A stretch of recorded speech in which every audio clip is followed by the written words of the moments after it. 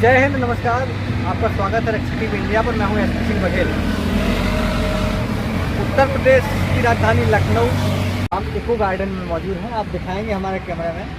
ये eco garden है। तो इको गार्डन जो है पूर्व मुख्यमंत्री मायावती जी के द्वारा बनवाया गया था। इस इको गार्डन में आप जहाँ तक नज़र दौड़ाएंगे, आप जहाँ तक आपकी नज़र जाएगी, वहाँ तक संगमरमर आपको लगा मिलेगा। लोग क्या करते हैं, अपने घरों में संगमरमर लगवाते हैं। तो यहाँ पर क्या है, राजधानी इसीलिए कहते हैं ना, माया की नगरी है राजधानी लखनऊ है। यहाँ की सड़कों पर आपको संगमरमर मिलेगा, यहाँ की दीवारों पर आपको संगमरमर मिलेगा। तो यहाँ पर जो सरकारों ने, जितनी भी सरकारें आई, उन सभी सरकारों ने यहाँ पर भरपूर काम किया है। इसमें मायावती जी का भी नाम कहीं ना कहीं जुड़ता है। मायावती जी ने अपनी सरकारों में, आप सामने देखेंगे ये गुंबद आपको दिखाई देगा, इधर से कैमरामैन ज़रा दिखाएं, ये गुंबद दिखाई देगा। ये पूरा एरिया आप देखेंगे इको गार्डन का है। इस साइड आप जाएंगे तो रामाभाई अम्बेडकर मैदान है। एक ऐसा मैदान जिसको आज तक कोई भी सरकार या कोई भी पार्टी भर नहीं पाई। तो ये चीज़ें क्या है कि यहाँ पर उत्तर प्रदेश की राजधानी लखनऊ में एक तो सबसे बड़ी चीज़ ये है कि सारे पार्टियों का मुख्यालय है। तो यहाँ पर बहुत डेवलपमेंट कहीं ना कहीं होता रहता है। हम बात करेंगे मुद्दे की बात, हम अभी करना चाहेंगे कि जो इस समय की राजनीति है, उस राजनीति में आने वाले जो चुनाव, राजस्थान का चुनाव है, मध्य प्रदेश का चुनाव की जो आचार संहिता है लागू हो गई है, वहाँ का चुनाव का जो है आयोग ने चुनाव का घोषणा कर दिया है मध्य प्रदेश में।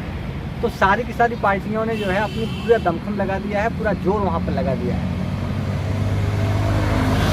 भारतीय जनता पार्टी ने अपने बड़े से बड़े मंत्रियों को वहाँ पर उतारा है। कांग्रेस पार्टी ने भी पूरी ताकत अपनी झोंक दी है।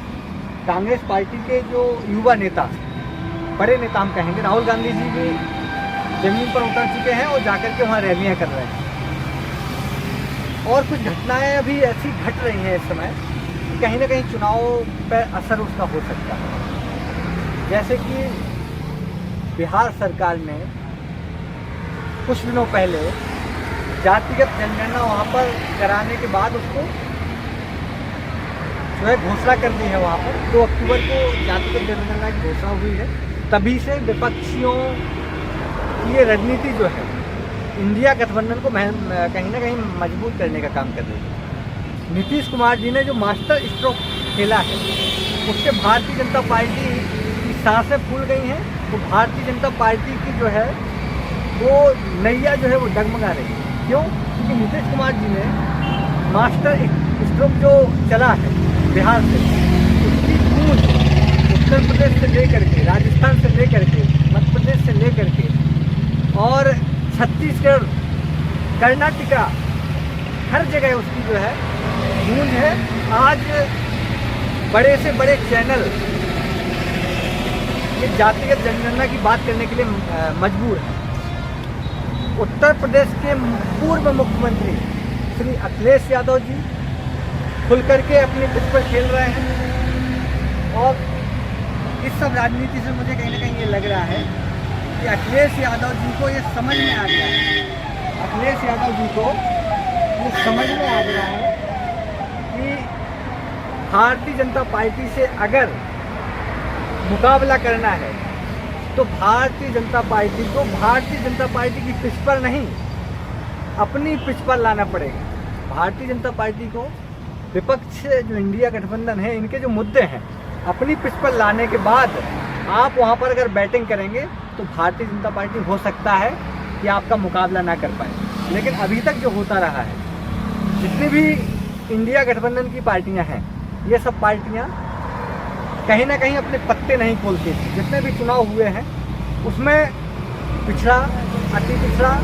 दलित, अल्पसंख्यक, इसकी बात ये लोग खुलकर नहीं करते थे। आज क्या स्थिति बनी हुई है कि विपक्ष की पार्टियाँ हैं, इंडिया गठबंधन की जो पार्टियाँ हैं, वो पार्टियाँ खुल करके, एक तो अखिलेश यादव जी ने उत्तर प्रदेश ही नहीं पूरे भारत में ये नारा दिया है कि पीडीए क्या है, पिछड़ा, दलित, वो अल्पसंख्यक। अखिलेश यादव जी ने अपने पत्ते खोल दिए। अब आप समझ लीजिए उत्तर प्रदेश सरकार की सांसें फूल गई हैं। देवरिया कांड जो हुआ है, देवरिया कांड को ये समझ लीजिए आप सरकार का बहुत बड़ा फेलियर है। सरकार जो बात करते हैं जीरो टॉलरेंस की, अगर आप जीरो टॉलरेंस की बात करते हैं तो देवरिया कांड कैसे हो गया? चुनाव नज़दीक है, 2024 के चुनाव आने वाले हैं। आपके यहाँ ये घटनाएं जो हैं कम होने का नाम नहीं ले रही हैं। अगर भारतीय जनता पार्टी का कोई भी नेता देवरिया के लिए, किसी परिवार के लिए सहानुभूति के लिए वहाँ पर जाता है तो क्या उस नेता की ये जिम्मेदारी? तो अभी जो मैं बात कर रहा था देवरिया वाली, एक्चुअली बीच में थोड़ा ब्रेक हो गया। देवरिया जो चल रहा है इस समय, यहाँ से करो आ रहा ना, अब आए देवरिया में अगर किसी भी पार्टी के नेता को, हमारा ये पर्सनली व्यू है भाई, मानवता के नाते अगर कोई भी भारतीय जनता पार्टी का नेता जैसे कि सरमणि त्रिपाठी, अगर आप वहाँ गए, मैं आपको बहुत ही सम्मान देता हूँ, तो आप एक अच्छे वक्ता भी हैं। अगर आप देवरिया गए तो आपकी ये जिम्मेदारी थी कि आपको दोनों परिवारों से मिलना चाहिए था। कहीं ना कहीं आपकी भाषण से, आपकी जो लहजा है आपका बात करने का, उससे ये लगता है कि आप देवरिया में दोनों पक्षों को लड़ाना चाहते हैं। आपने देवरिया में एक के पास जा करके और दूसरे के पास ना जा करके ये साबित कर दिया है कि आप अपना जो कार्ड खेलना चाहते हैं वो सबको पता चल गया है। वहीं उत्तर प्रदेश के पूर्व मुख्यमंत्री अखिलेश यादव जी 16 तारीख को घोषणा किए हैं कि देवरिया जाएंगे। 16 तारीख को उनका दौरा है देवरिया का।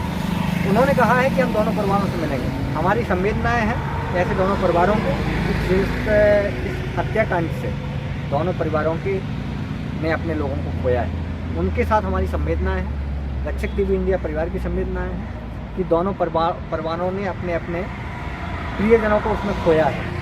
तो हमारा निवेदन है राजनेताओं से, पार्टियों से, कि इसको राजनीति में तब्दील मत करिए।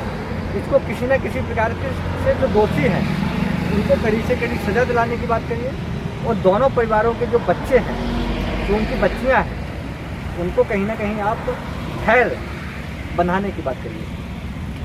उत्तर प्रदेश सरकार एक बहुत बड़ा प्रदेश है।